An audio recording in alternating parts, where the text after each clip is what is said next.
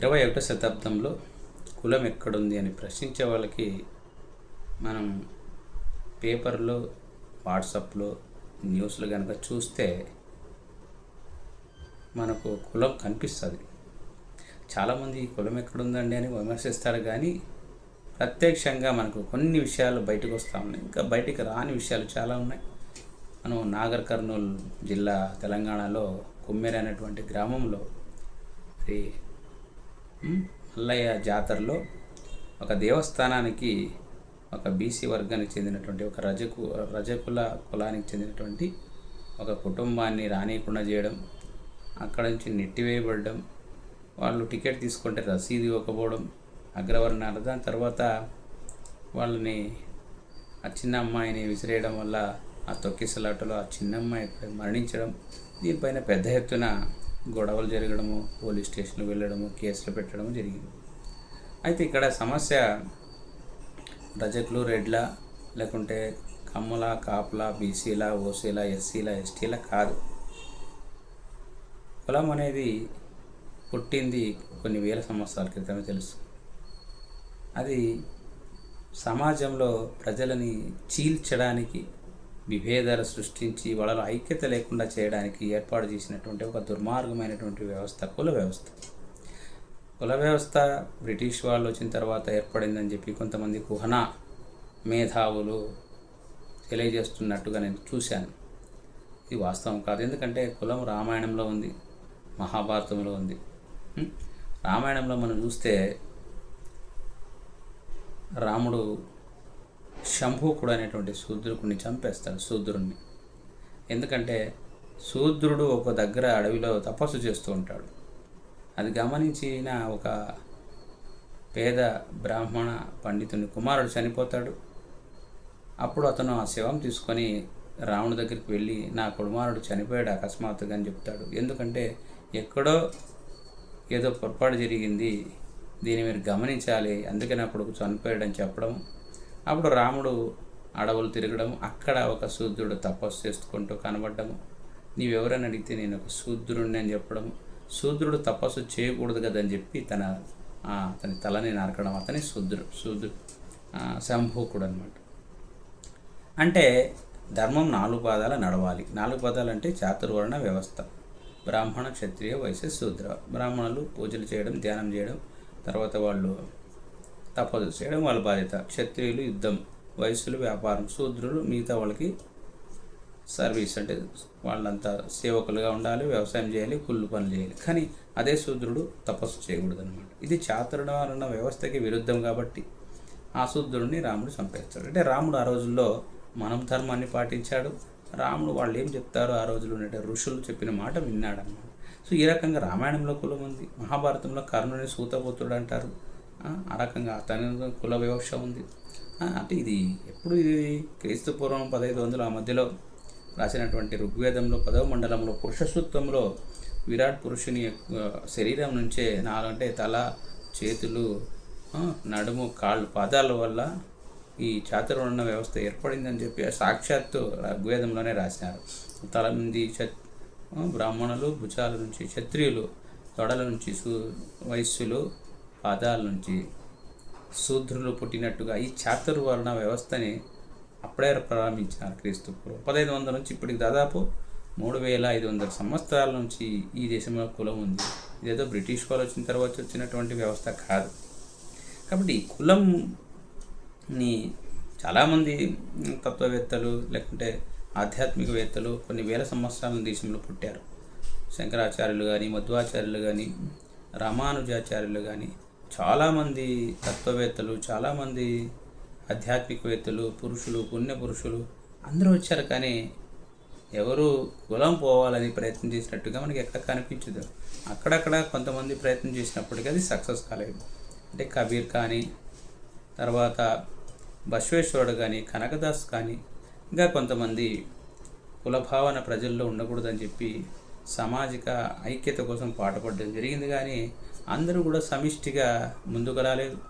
అది అంటే స్వచ్ఛందంగా కులాన్ని వదులుకునేదానికి ముందుకు రాలేదు. ఇలాంటి సందర్భంలో 1947 స్వాతంత్రం తర్వాత బాబాసాహెబ్ అంబేద్కర్ గారు మన రాజ్యాంగం రాసినప్పుడు దాంట్లో కొన్ని ఆర్టికల్స్ పెట్టడం వల్ల అంటరానితనం మహాపాపమని, కుల వివక్ష ఉండకూడదని ఆ ఆర్టికల్కి రాయడం వల్ల రాజ్యాంగం ఆధారంగా భయపడి, అంటే శిక్షిస్తారని భయపడి కులం పేరెత్తుకోకుండా చేయడం జరిగింది. అయితే దీన్ని నిర్బంధంగా చేయాల్సినటువంటి అవసరం లేకుండా ఉంది. కేవలం కేసులు పెట్టడమో లేకపోతే అవి ఆర్టికల్ ప్రకారం అవి అమలు చేయాలి. కానీ ఇవన్నీ కూడా చట్టానికి అతీతంగా జరుగుతుంది. పట్టణాలకు మనం వెళ్తే ఓన్లీ వెజిటేరియన్స్ అని బోర్డు పెడతారు బాడగండ్లకి. దానికి రాజ్యాంగం ఏం చేయలేదు, చట్టం ఏం చేయలేదు, అది వానిష్టం.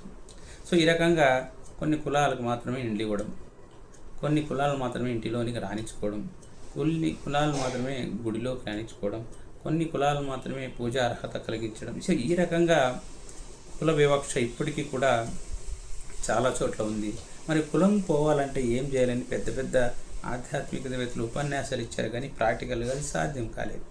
అందుకనేసే బాబాసాహెబ్ అంబేద్కర్ గారు అనిహిలేషన్ ఆఫ్ క్యాస్ట్ అంటాను గ్రంథమే రాశాడు, కుల నిర్మూలన. ఆయన చెప్పేది ఏంటంటే వైవాహిక సంబంధాల ద్వారా ఈ కులం పోవడానికి ప్రముఖంగా పనికి వస్తుంది అంటాడు ఆయన. అంటే అన్ని కులాలు అంతర్కుల వివాహం జరిగితే, కులాల మధ్య వివాహాలు జరిగితే తప్పకుండా కుల భావన పోతుంది అనేటువంటి భావన ఆయన తెలియజేశాడు. అయితే అంటే ఈ వేరు వేరే కులాలకు సంబంధించినటువంటి వివాహాలు జరిగినప్పుడు అగ్రకులం వాళ్ళు నిమ్న కులం వాళ్ళని చంపేయడం జరుగుతుంది. అగ్రకులం అబ్బాయి నిమ్న కులం అమ్మాయిని పెళ్లి చేసుకుంటే ఆ అమ్మాయిని చంపడము, లేదా అగ్రకుల అమ్మాయిని నిమ్న కులం అబ్బాయి పెళ్లి చేసుకుంటే ఈ అబ్బాయిని చంపడం జరుగుతుంది. అంటే మీ అగ్రకులాలు నిమ్న కులాలు అనేవి వైవాహిక సంబంధాల వల్ల కలుసుకోలేకపోతున్నారు. ఎవరైనా ప్రేమించి పెళ్లి చేసుకున్న వాళ్ళని చంపడం మనం చూస్తున్నాం. కారణం అది వాళ్ళ తప్పు కాదు, గుడిలోకి రానిలే చూడండి వాళ్ళ తప్పు కాదు. అంటే వాళ్ళ మనసులో ఉన్నటువంటి నాటినటువంటి కొన్ని వేల సంవత్సరాల నుంచి ఆ కుల భేదము, అంటరానితనం ఏదైతే ఉందో, నీవు గొప్ప మేము తక్కువ, కొన్ని కులాలు పెద్ద కులాలు, కొన్ని కులాలు నీచ కులాలు, అంటే శ్రమకి గౌరవం లేకపోవడం. ఎవరైతే మంత్రతంత్రాలు చెప్తారో అలాంటి కులస్తులు పెద్దవాళ్ళని శ్రమ చేసి కష్టపడి వరి పండించి శనక్కాయలు పండించి అవి దేశానికి అందించేటువంటి శ్రామిక జీవుల యొక్క కులాలు తక్కువ అని చెప్పేసి ఎంత దుర్మార్గమైన చర్య అని. అందుకనే శ్రమ కులాలు తక్కువ కులాలు. ఎవరైతే ఊరికే కూర్చొని దైవ భావనతో సూక్తులు చెప్తూ ప్రవచనాలు చెప్తూ ఏ పని చేయకుండా దేవుని పూజిస్తూ పూజారులుగా ఉంటూ వాళ్ళ కులాలు మాత్రం పెద్ద కులాలు, వాళ్ళకి వెళ్ళి దండం పెడతారు. కానీ ఒకరోజు పూజ చేయకున్నా నష్టం లేదు. కానీ ఒకరోజు రోడ్లు గుడ్చుకోకుంటే కనుక ఎంత దుర్గంధం వచ్చి సమాజం చెడిపోతుంది దుర్వాసనతో.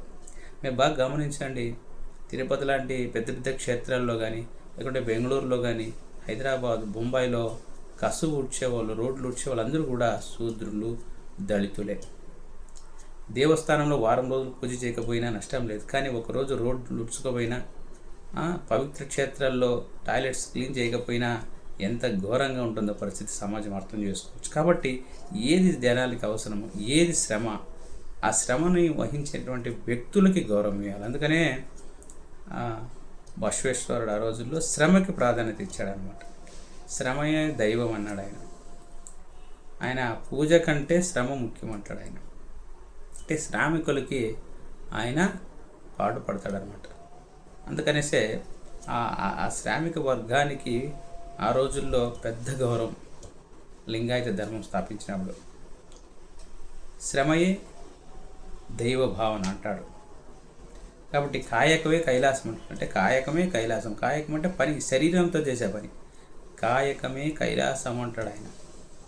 అంటే అది ఎంత గౌరవం అంటే శ్రామికులకి, అణగారిన వర్గాలకు కూడా ఒక ఆత్మస్థైర్యాన్ని నింపినటువంటి వ్యక్తి మన బసవేశ్వరుడు. కాబట్టి శ్రమకు ఈ రోజుల్లో గౌరవం లేకపోయింది. కేవలం సోఫిస్టికేటెడ్గా కూర్చొని పనిచేసే వాళ్ళకి మాత్రమే గౌరవం ఇచ్చేటువంటి ఆ కులభావాన్ని తుంచివేయాలని చెప్పేసి అంబేద్కర్ లాంటి వాళ్ళు ఎంతో ప్రయత్నం చేశారు. అయితే ఆయన బతికుండగా అది సాధ్యం కాదని తెలుసుకున్న తర్వాత ఎక్కడైతే ఈ కులం పుట్టిందో, ఎక్కడైతే అసమానతలు ఉన్నాయో, ఎక్కడైతే తనకు అన్యాయం జరిగిందో, ఎక్కడైతే తనని గౌరవించలేదో, తన మేధస్సుని గౌరవించుకోకుండా కులాన్ని మాత్రమే వాళ్ళు చూశారో నాలో అతనిలో అంటే అంబేద్కర్లు కులాన్ని చూశారు తప్ప మేధస్సుని చూడలేదు. ఇప్పుడు సమాజం ఇది మార్పు చెందదు, ఇలాంటి అసమానతలు ఉన్నటువంటి ఈ హిందూ మతంలో నేను ఉండనని చెప్పేసి ఆయన తను చనిపోయే ముందుగా బౌద్ధ మతాన్ని కొన్ని లక్షల మందితో వెళ్ళి స్వీకరిస్తాడనమాట.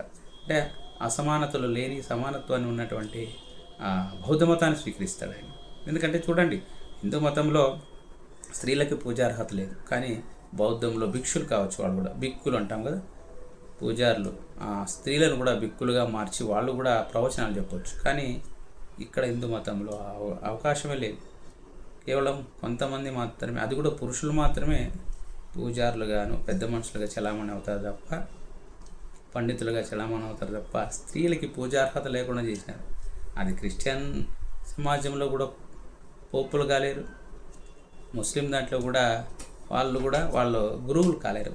ఇస్లాం ధర్మంలో కూడా స్త్రీలని గురువులుగా, ఇమాములుగా కానీ అంటే వాళ్ళు కొన్ని మతాధిపతుల యొక్క ఉన్నత పదవుల్లో వాళ్ళు ఉండరు అనమాట.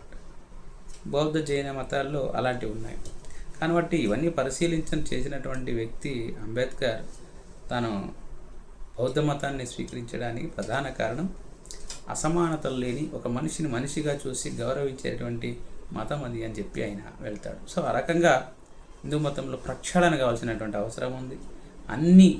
అన్ని దేవాలయాల్లో కూడా శూద్రులకు కూడా పూజార్హత కలిగినటువంటి వాళ్ళని తీసుకొని ఇవ్వగలిగితేనే హిందూ మతం, లేదంటే మీరు చెప్పే సనాతన ధర్మం ఉంటుంది తప్ప ఇలాగే అసమానత కొనసాగితే మన హిందూ మతం అభివృద్ధి చెంది. అందుకనే ఈరోజు హిందూ మతం ఎందుకు బయట దేశానికి వెళ్ళలేకపోయింది? బౌద్ధ మతం ఎన్నో దేశాలకు బయట దేశాలకు వెళ్ళి ప్రచారం జరిగి అక్కడ బౌద్ధులుగా మారారు. కానీ హిందూ మతం వేరే దేశాలకు వెళ్ళలేకపోతుంది. కారణం ఏంటంటే తను ఉన్నటువంటి సంకుచితమైనటువంటి దృష్టి. వేరే దేశం వచ్చి హైందవాన్ని స్వీకరిస్తే వాడు ఏ కులంలోకి వెళ్ళాలనేది సమస్య.